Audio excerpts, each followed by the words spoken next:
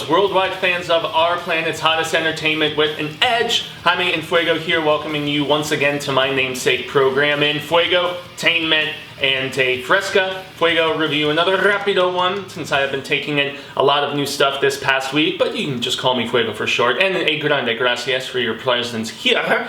This is the new Lorcan Finnegan film, and it is called Vivarium, and it stars Imogen Poots and Jesse Eisenberg, and it is getting a lot of attention right now, and rightfully so, for its subject matter. This director had only done one previous feature and then a couple shorts, and so this is one that is getting attention because it's all about a couple that gets trapped in a home with a child who is, if you thought the little kid in The Babadook was a little shit, my God, you are going to be just pulling your proverbial hair out, which you were probably already doing if you were self-quarantined in this wacky world where we're not supposed to be leaving our homes, people are losing their jobs, it's just mass madness, you maniacs! And yeah, so that's basically what is going down here. The couple decides to go and buy this home in this new development community of sorts.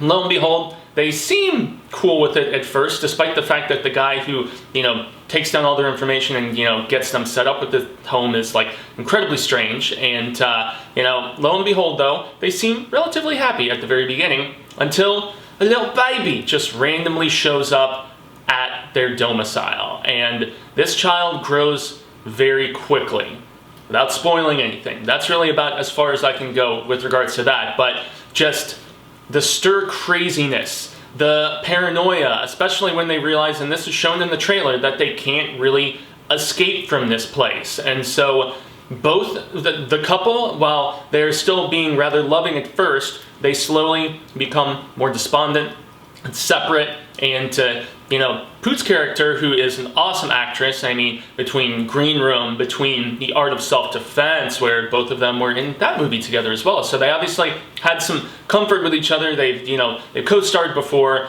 They have great chemistry. They are very loving, and initially, as I said, they do still have an affection and a sweetness between the two of them, but they slowly grow apart. And that's because Poots' character, despite initially being telling this child, I'm not your mother, because it goes from baby to just this child very, very quickly. And once it gets to that point, though, that's where the movie kind of hovers for most of the midsection, is just dealing with this very strange child who talks like an adult, and it's hella creepy. It is definitely creepy, as if just the stir craziness and the isolation aspect and the just realizing there's no escape aspect isn't creepy enough. Yeah, the fact that you're trapped with this weird child that is not yours, that you were being forced to care for, it's definitely creepy, because it's almost like a man-child sort of situation, and it has a self-awareness as to maybe some things that are really going on here, why they've been selected, why they're trapped, what the purpose eventually for all of this is, what the end game is, which I can't spoil here. This movie's got quite the ending, I must say. It's interesting. It's kind of jarring and startling and kind of puts things in a different perspective, which is great. But, I mean, so Poots, whereas she's initially just very averse to this child, she slowly grows affectionate to it. And Eisenberg's character, she kind of just gravitates more towards the kid because he becomes obsessed with trying to find a means of escape. And so he's digging up the front yard in this particular spot where he is sure, since they've run all through this, proverbial development trying to find their way out, and they realize they're on this self-contained plane, and so there's no means of escape in that regard. So he just determines, okay, well, if we can't go, anywhere to the sides, and we can't really go up, what if we go down? What is below? What could potentially exist there? And he has this hunch, and so he just goes for it. So every morning he's just ignoring his wife and just goes back to digging. And so what else does Poots have to do when she has nobody else to interact with but to get more sweet and loving with this child? And yet, in turn, as that happens, Eisenberg just starts getting more resentful of his wife and jealous of this kid as she becomes more affectionate with it, despite the reason she's becoming affectionate with it is because of the fact that he's ignoring her, trying to escape. And so it all just kind of starts to snowball downhill as far as the tension grows, as far as dare I say, the creepiness grows, you know? It looks more on the darkly comedic side from the trailers, I think, and it's got those points, but it's got more horror elements in there, and this probably could be reviewed on my other channel, The Horror Show, but, you know, we have so much content there, and this is a review that would need to go up in a timely fashion, just because of everything that's happening in this world right now. And so, yeah, I mean, you're probably going to be seeing a lot more of these sort of breakdowns here on my personal channel about films that are not full-on horror, but have just more of kind of a unsettling setup, I guess I should say. And that's really where this goes. And the third act is definitely, it cranks it up, and it goes in directions that I was definitely not necessarily anticipating. Performances are great across the board. You know, Eisenberg and Poots, I mean, a lot of people don't like Eisenberg in a lot of ways. They think he's kind of cloying and annoying and stuff, and he's not so much playing that sort of character. He's a character that just becomes more obsessive and hollow and stuff, and I mean, dare I say it, it's got some Take Shelter vibes a little bit to it. The great Michael Shannon performance. Not quite on that level, but just a similar character, just approach, and just descent into madness. And so it's one of Eisenberg's best performances.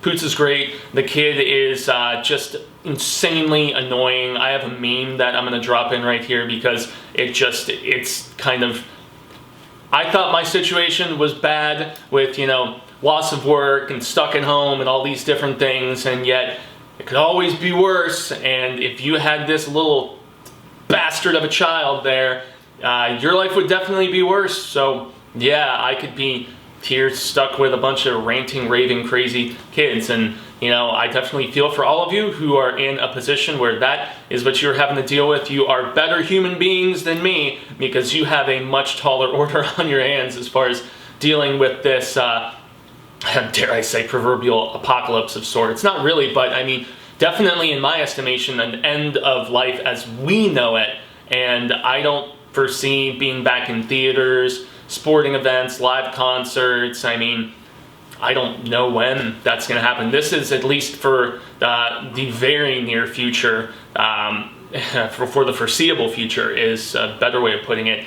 The end of life as we know it, but once again, this film kind of puts things in perspective and is a very timely, just slice of strangeness in a lot of ways, and I definitely recommend Vivarium, and yeah, it's definitely in a Fuego film, a 4 out of 5 if I was going to grade it, but you know, I don't typically grade when I'm not going into the deep, bueno, malo, feo, like all kinds of different you know, just deep dissection of a movie. So, once again, I've been Jaime En Fuego. You can find moi on all social media sectors like Twitter, Instagram, Facebook, here on YouTube. My output was double down for the first week of quarantine. The second week, you get depressed when you realize, oh my God, what is the world becoming? And so, yeah, I took a few days off, but I'm back at it this week trying to find a healthy medium between just oversaturation and then just realizing everything that's going on, reading Twitter too much, just, you know, not even wanting to engage on Facebook or Instagram or anything because you're unsettled and you're upset. So trying to find a healthy medium of awareness, but yet not descending into all-out fear and sadness and, you know, paranoia. I mean, that's the healthy medium that not just myself, but I think the entirety of the world is trying to find. And, you know, films like this, I think, are actually good. That's another reason why films like Contagion are good, because they do have an ending. They do have resolutions, and they show that, you know, our current situation is scary, but it could be worse. You know, it's kind of a glass half full sort of mentality that I think it helps to reinforce. And the glass is actually completely full, because besides the half of content I'm doing here, there's the other half of horrific content that is going down every day at youtube.com/The Horror Show channel. It's where most people know me from in the YouTubesies and stuff, and at least one episode a day. On certain days we get really bold with 2 if there's something, you know, big that needs to be live streamed or covered or whatever. We're not really getting together for filming as often. We did once, and yet we're trying to social distance and trying to double check about, getting together in a small group of like 4 to 5 of us, how okay that is and whatnot, but try to make it as, infrequent as possible, looking into more Skyping and live streaming together and things of that nature. But everybody's on the internet. It's slowing connections across the planet. That's why the UK asked for Netflix to take HD down to standard definition, because there's too many people at home just stream and shizzle. But yes, the horror show is the other half of the glass, where you can get just a full week's worth of content and lots of stuff from, trailer reactions to film reviews to unboxings to let's plays, you name it, all kinds of coolness there. And then lastly, on the Willis Greedia YouTube channel, Monday evenings, 9 p.m. Eastern, 6 p.m. Pacific, live show business. It's a show that used to discuss box office. CP, the showrunner over there, Chauncey K. Robinson, Lindsay Mimsy from My 2 Cents of Nonsense, and myself, obviously.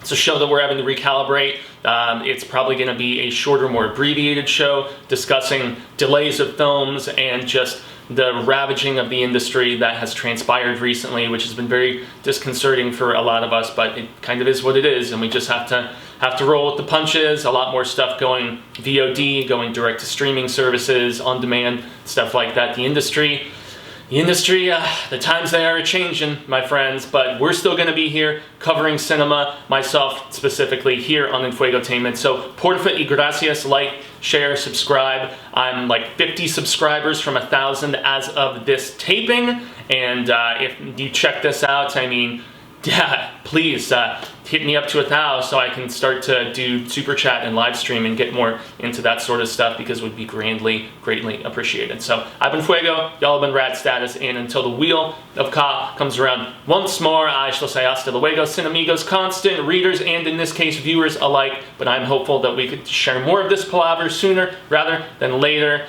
And boy, until then, stay safe, amigos. Love you.